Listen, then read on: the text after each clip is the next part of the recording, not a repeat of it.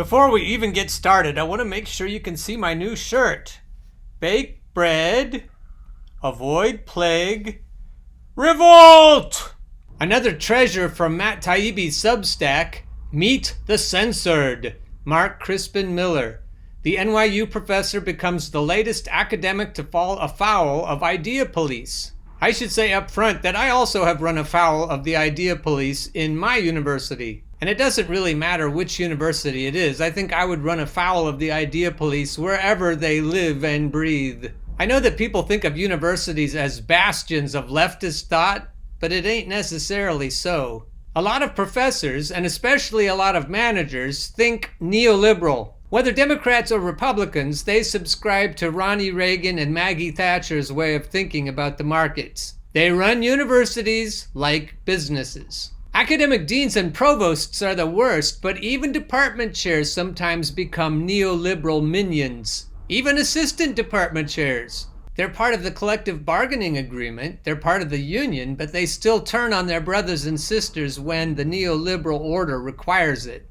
And that's what I think has happened to our dear friend Mark Crispin Miller. He's not a right-winger, although there are right-wingers who are teaching in public universities. His biggest sin is that he questions conventional wisdom, and that's something that neoliberals just don't do. That reminds me of a great comment I got under episode 565. This is from J. Edgar Squink. When words have clear origins and important meanings, people need to understand these origins and important meanings. Left-wing and right-wing do not mean Democratic Party and Republican Party or liberal and conservative. They do not change with the breeze. They do not mean what the New York Times wants to twist them to mean.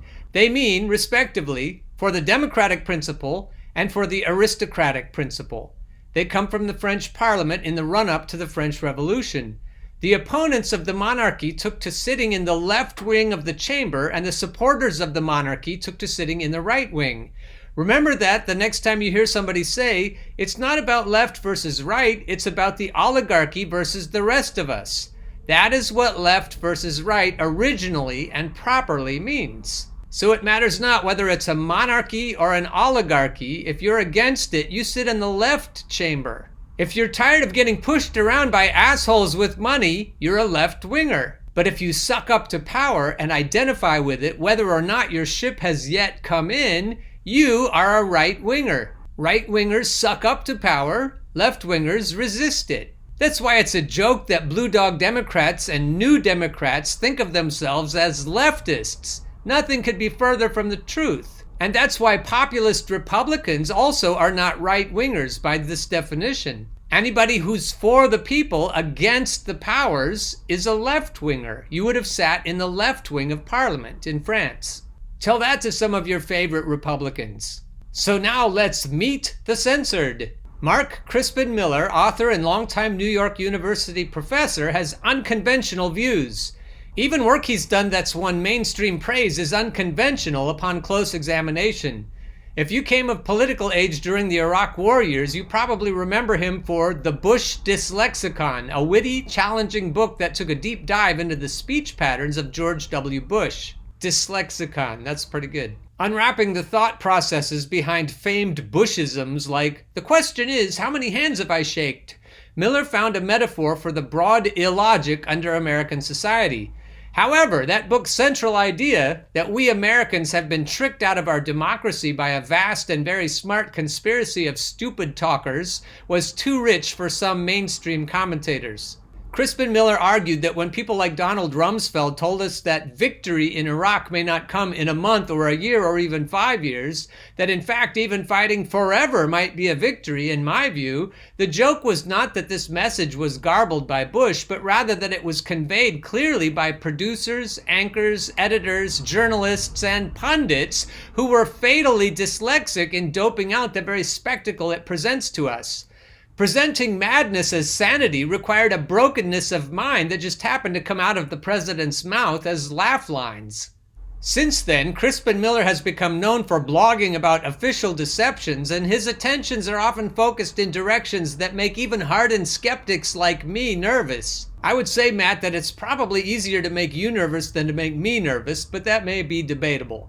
On MarkCrispinMiller.com, he posts headlines like, "The official story of 9/11 is based on a gigantic lie," and rogue Chinese virologist presents smoking gun evidence that SARS-CoV-2 was created in a lab. Yeah, that stuff wouldn't bother me at all. As noted in the interview below, he once suggested a student read Nobody Died at Sandy Hook, a book that inspired a $450,000 defamation award to the parent of a Sandy Hook victim. At the same time, his observations about the nature of media in America remain poignant and rare in a country whose citizens are trained to believe that propaganda is something only other people consume. Crispin Miller tries to undo those thinking patterns via a course in propaganda at NYU that he says urges them to evaluate material independently and is what got him in trouble. Sounds like a great course to me. There's a paradox in the way we consume information in the US. Our country does not yet insist that official lies remain accepted as truths forever. Even the U.S. Naval Institute is now allowed to write lengthy tracts about how high government officials distorted facts and deceived the American public in the Gulf of Tonkin incident, and it's accepted that similar lies were told about everything from WMDs to the pretext for the 1999 NATO bombing of Yugoslavia. Even the Zero Dark 30 account of how we supposedly killed and captured Osama bin Laden was a mess, with then Chief Counterterrorism Advisor John Brennan saying initially that bin Laden used his wife as a human shield, only to have the government retract the claim shortly after. The point, dear viewers and listeners, is that it's all being made up as they go along. While already proven deceptions are fair game, the penalties for those who raise the first questions grow higher all the time. The term conspiracy theorist is now applied equally to people like Alex Jones and Cy Hirsch, whose objections to the story of bin Laden's capture have been effectively memory holed, as have his oft-denounced reports on reported chemical attacks in Syria, the subject of numerous recent whistleblower accounts claiming official deception. This is me speaking. It just makes me feel a lot better about being batshit crazy. My students and family members would probably say at this point, "Stop encouraging him." Additionally, and this really bothers me, the term conspiracy theory is now often wrapped in accusations of bigotry. In fact, the spreading of conspiracy theories is understood to be a key element of racist movements. There's obviously some truth to that, as theories about Jews in media or disease-ridden immigrants are among the most common form of the genre. However, it shouldn't follow that because racists spread conspiracy theories, all people who investigate conspiracies are racist. That faulty syllogism now means that the person who tries to take on an entrenched official story not only risks being called crazy, but a racist, sexist, a sadist, etc. The latter charges, if they stick, lead to an expanding array of consequences, from removal from the internet to job loss, or as Matt has pointed out in other stories, of being cancelled.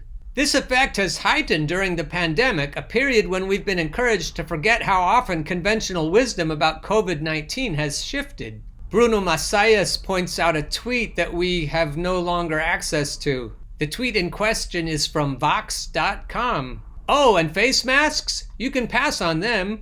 Masks are only useful if you have a respiratory infection already and want to limit the risk of spreading, or if you're working in a hospital in direct contact with people who have respiratory illnesses. You do not need a mask to avoid coronavirus. Masks are only useful if you already have a respiratory infection and want to avoid spreading it to others. That was from December 21st, 2020. Crispin Miller's recent troubles stem from being a skeptic about mask use. He points out that until 2020, studies were unenthusiastic about their benefits in stopping the transition of respiratory illness, and even the CDC only recently changed its mind on the issue.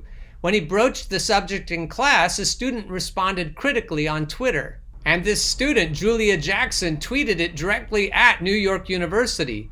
An MCC tenured professor spent an entire class period telling students that wearing masks doesn't prevent the spread of COVID-19, and that hydroxychloroquine trials were made to fail so more people would be given the vaccine and have their DNA changed. Criticizing Crispin Miller for sending links to a site that in turn linked to The Charlie Kirk Show, Zero Hedge, Technocracy News, Global Research, and more, the student went on to tag the university leadership and wrote, "I hope they take immediate steps to relieve him of these duties." Now, this is me talking. I would say this is a clear example of a neoliberal student who sees Mark Crispin Miller as a threat to the neoliberal order. This is not a leftist student complaining about a right-wing teacher. This is a nice, compliant, neoliberal student ratting out her professor for being less than compliant.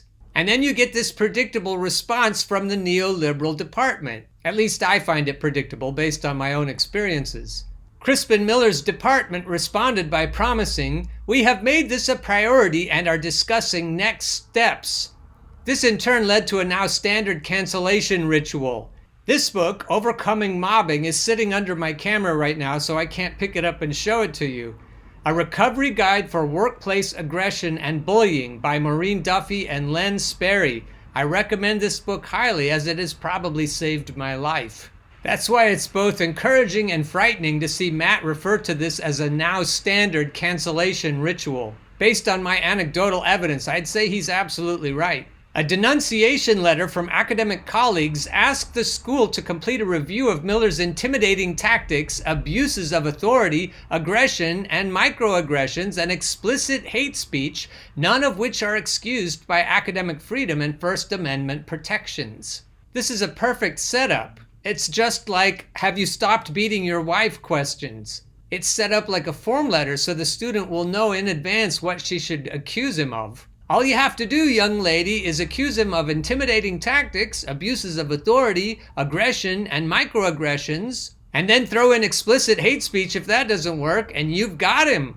Otherwise, we have to abide by the pesky ideas of academic freedom and First Amendment protection. You know, this guy had been pissing off his department over many years, and so they were just itching for a fight. And if I'm representing this unfairly, Mark is more than welcome to come on this show and straighten me out. Now, before we continue with this sordid tale, I want to make it very clear that I support trans students absolutely, and I would never mock and ridicule a trans student. And the fact is that my trans students will tell you, and they can come on the show anytime too, that I'm a very supportive teacher when it comes to their particular trials and tribulations. So I absolutely would not support Mark if he's mocking and ridiculing trans individuals. But if, as I suspect, his department is mischaracterizing this, as it is a very hot button topic, he's also welcome to come on and explain how this went down. And anyone from Mark's department, you're also welcome to come on and explain how you think it is. Back to the story. The faculty letter began with complaints about Crispin Miller's blog, which they said includes direct mockery and ridicule of trans individuals and a characterization of transgender surgery as a eugenic form of sterilization. They went on, however, to say that no matter how damaging these very visible views may be to the department, he has a right to his opinions that we must uphold. Now I'm curious to go on his blog and see what it actually says. I'll save that, though, for a follow-up in case we need it. The signatories then shifted and argued that by mentioning that tweeting student, Crispin Miller moved out of the realm of mere damaging opinion and into the crime of creating an unsafe learning environment. Through this bait and switch, the opinions on the blog that colleagues only a few paragraphs before said must be upheld were now re-entered as part of the argument against him. The letter says Crispin Miller, through his blog, used his position of authority to intimidate students who choose to wear masks and abide by NYU policy, which implies but does not exactly say he was telling students not to wear masks. Crispin Miller insists he did not do the latter and notes that he wears a mask in discharge of his professional duties. Near the end, the signatories wrote, "We support the queer, transgender, and non-binary members of the NYU community. We support those in our community who are Black and Indigenous people of color and immigrants and who come from marginalized and historically underrepresented communities, particularly those who have been targets of ongoing and systemic racism and violence. We unequivocally condemn white supremacy, anti-trans/non-binary bias, and any hate speech." And again, it looks like a setup to me. By listing these together, they are in a way accusing him of all of them without actually doing so. Back to Matt. With this language, protesting faculty moved the Crispin Miller issue from a technical violation of campus mask policy, or even just an accusation of unsound or non-evidence-based teaching, and into an argument that positioned him additionally as a defender of white supremacy. This double whammy construction has become a regular part of the accusatory formula in such cases. I'd be curious to know what other cases Matt's referring to. He seems able to say that this is a common occurrence based on his own experience, and I'd like to know what those other cases are. And not because I doubt Matt, but because I've been the victim of such formulas. Crispin Miller responded with a petition to defend his academic freedom that so far has gained over 26,000 signatures, and Matt kindly linked to that so you can sign it too, as well as a lawsuit against academic colleagues for libel and defamation, charging, among other things, that the letter by faculty members in espousing their liberal credentials led any reasonable reader to falsely believe that plaintiff holds regressive views, opposing social equality for insular minority groups and espousing hatred toward them.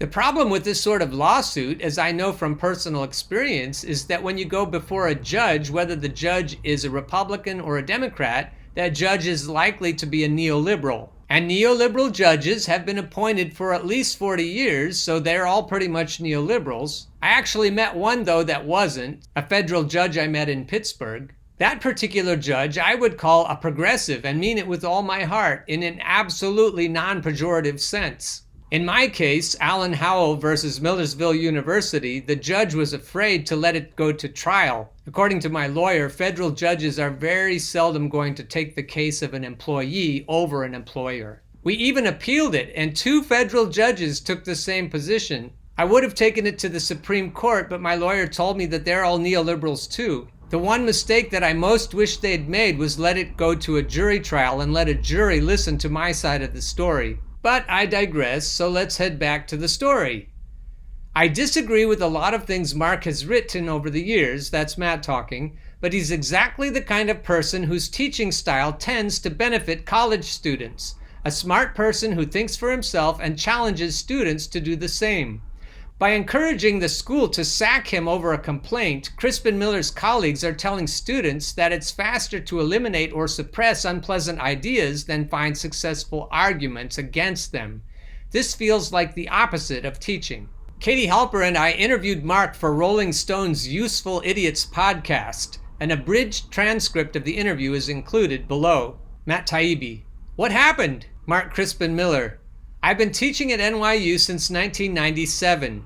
Media studies is my field, basically, and one of the courses I've taught every year, every semester really, and sometimes even more than that, is a course on propaganda. I began the course, as I always do, by making clear that my approach to the subject of propaganda is not to treat it as some ancient thing where we look at the Nazis, we look at the Bolsheviks, maybe we talk about World War I, maybe we talk about McCarthyism, right? We definitely look at those earlier examples, but the focus of the course, the mission of the course, is to try to teach students how to recognize it in real time, make an effort to assess its claims impartially, even if you agree with them, and then see if you can discern the hallmarks of a propaganda drive, because it always comes disguised as news or entertainment or something like that. Figure out who's behind it and what its purpose is. And I'll break in here and say that I try to apply that same sort of thinking to popular music and popular culture writ large. There's a lot of propaganda in popular music, but again, I digress. Back to Mark. And I make this abundantly clear. It is a difficult thing to do, intellectually difficult. It can even be socially and psychologically difficult to be skeptical to that degree. So I said, as I always do, we would naturally focus on some of the things that are going on now. For example, look at the way we're meeting. We're meeting via Zoom. This is an eloquent testimony to the success of the whole COVID crisis propaganda. And propaganda does not have to be Matt Taibbi. False? Mark Crispin Miller. Right. Pejorative, nefarious, as you said. A campaign to get you to wear your seatbelt in a car. That's propaganda. But propaganda it is anyway. And so we would want to deal with it. For example, we might want to look at mask mandates. I would encourage you to look at a body of very interesting scientific studies. 8 randomized controlled studies conducted over the last 15 years or so among healthcare professionals of the effectiveness of masks against respiratory viruses. Because the consensus of those studies, and those are the most rigorous kind of scientific study, randomized controlled studies, the consensus is that they're not really effective. I would encourage you to read those. I also think you should read more recent studies finding otherwise. And I gave some guidance as to how a layperson can assess the soundness of scientific studies because, I mean, I'm not a scientist, right? And they're not scientists, most of them. I said, for example, there are scientific reviews of these studies. You can find them. In some cases, there's actual press coverage of very public objections to studies. And you'll want to look at the universities where these studies were done and see if they have financial arrangements with big pharma companies or get money from the Gates Foundation, because this might suggest some kind of conflict of interest. I said all this. I want to add, I said pointedly, I am not telling you not to wear masks. NYU has a strict rule. I observe the rule. This is an intellectual exercise, or would be if you did it. The following week, or maybe a little later, a student emailed me and asked to join late. And as I always do, I said, sure, the more the merrier. And she joined us. That should have tipped him off right there. Again, this is from my own anecdotal experience, but I've seen where departments use students just this way. I, for example, have learned to be wary of any students who know my department chair well. Back to Mark. And the second day she was there, she had spoken up at one point, the first day about Edward Bernay's book, Propaganda, which we were discussing. The next day, the mask thing came up again. So that little bit resumed, and she didn't say anything. That was on a Thursday. Early the next week, I get a call from my department chair, dun dun dun, asking me in a kind of accusatory tone if I had discouraged them from wearing masks, or did I have them read something that suggested they don't work. Whatever he asked me, I said, well, this is what I said, this is what happened. And he said, oh, well, I'm going to have to tell the Dean's COVID task force, or whatever it's called. I said, okay, what's up? And he told me that a student had gone on Twitter and demanded that I be fired. And Matt's brilliant mind went right where I would have gone. Do you suspect that there are views that you've held previously that your colleagues disagree with, and that this has become a pretext? And if so, what might those things be? Mark says, first of all, I think my colleagues are sincerely outraged by some of my views, or what they think my views are. Now see, if they were in my class, I could actually engage them in a conversation about some of the things they think I said. One of the things they claim in their letter is that on my website, I've denied Sandy Hook happened. On my site, markcrispinmiller.com, anyone can do a search on Sandy Hook and they'll see that it doesn't come up once. I don't mention it. What they're referring to, and what incensed them apparently, was that in a propaganda class, someone mentioned Sandy Hook, which was the first in the series of school shootings that have been so high profile in this last decade. Columbine was much earlier, and that was very different. I said, there is some very interesting research on Sandy Hook that is troubling and very challenging, and I dismissed it out of hand until I read it.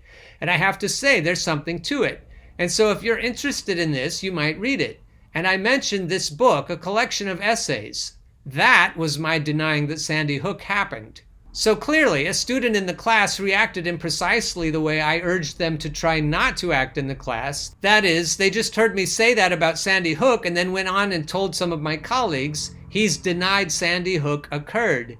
And then they all said, see, typical, he's denied Sandy Hook. So that's an example of what I take to be their sincere discomfiture with my engaging precisely the sort of subject that most academics and journalists and others are sort of trained to avoid because you get in trouble if you talk about them. But the whole course, as your question implies, is about that. We can always easily spot the propaganda that we don't agree with. You ask any liberal, what's propaganda? They'll say, oh, Fox News. You ask any conservative what's propaganda, they'll say MSNBC. They're both right. Both are propagandistic, but what they can't see is the propaganda that they agree with because they think it's just information. They think it's just the truth. Here's a shout out to Victor Tiffany, who thinks about this all the time, about the nature of truth. One of Victor's points is that truth is colored by our beliefs and values. It's a very deep philosophical subject that I may tackle later on. Anyway, back to Matt. Isn't the academic world struggling with whether the appropriate way to go about teaching is to encourage kids to read everything and discover things for themselves, or to just give them the right texts and tell them to avoid the wrong texts? There's a school of thought that believes strongly that some things just aren't worth reading versus the traditional notion that a student should read everything, even things that are horrible. And Katie chimes in, even Mein Kampf. Then Mark says, Calling it a school of thought, I think, is dignifying it because it's not thought at all. It's thoughtlessness, the school of thoughtlessness. And it's not a school, therefore, because you're not teaching anybody anything except groupthink, and that's what's happening. It's very oppressive.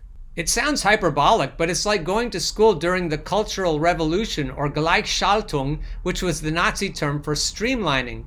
It's when they made all the cultural institutions, they Nazified them all. Of course, there was stuff you couldn't read. It would be a crime to read it or even bring it up, and it's kind of like that now. Many of the people who've been attacked by their colleagues, as I have, tend to be toward the right. Scott Atlas was attacked by the Stanford faculty for working under Trump on health policy, and Alan Dershowitz has been attacked by the Harvard faculty for his legal advice to that effort after the election. But as my case shows, you don't have to be on the right to be attacked this way. I've heard from many people, professors at other schools who've had their slings and arrows, had those shots at them, risked getting fired. Some have been fired, and they're longtime left people. But the left today is not the left that I remember, that I have long considered myself part of, which is anti-war, which is about rectifying grotesque income inequality, strengthening the working class, certainly civil rights. Those are, I see them, as left issues. Many of them are also libertarian issues. So what the left has now become is a pro-censorship army. It wants censorship, so the left has changed immensely, and I think that I'm sort of a casualty of that. What led me to choose this article for my channel is that I've suffered similarly, and I just kind of like to know how prevalent this problem is. If you're a university professor, or if you know of a university professor who suffered this way, please let me know. If they have nowhere else to go for their stories to be heard, then they can certainly come here. Today's universities should be criticized for leading to the kind of groupthink that Mark mentions. From what I can see, George Carlin is right that education sucks, and it always will suck, because universities are in the business now of producing an uninformed citizenry that is not capable of critical thinking. The last thing they want is a bunch of people sitting around their kitchen table figuring out how badly they're getting fucked by a system that threw them overboard 30 fucking years ago. Thank you, George. May you rest in peace. It's now 40 fucking years ago. Anyway, this problem is near and dear to my heart, and if it isn't near and dear to your heart, it should be, because universities, bad or good, make a big impact on our culture. If we're ever going to get things straightened out, I think we need to overhaul the media, but I think we also need to overhaul K through 12 and higher education. And if we don't do those two things, I don't see how we're ever going to break the vicious cycle that keeps us where we are.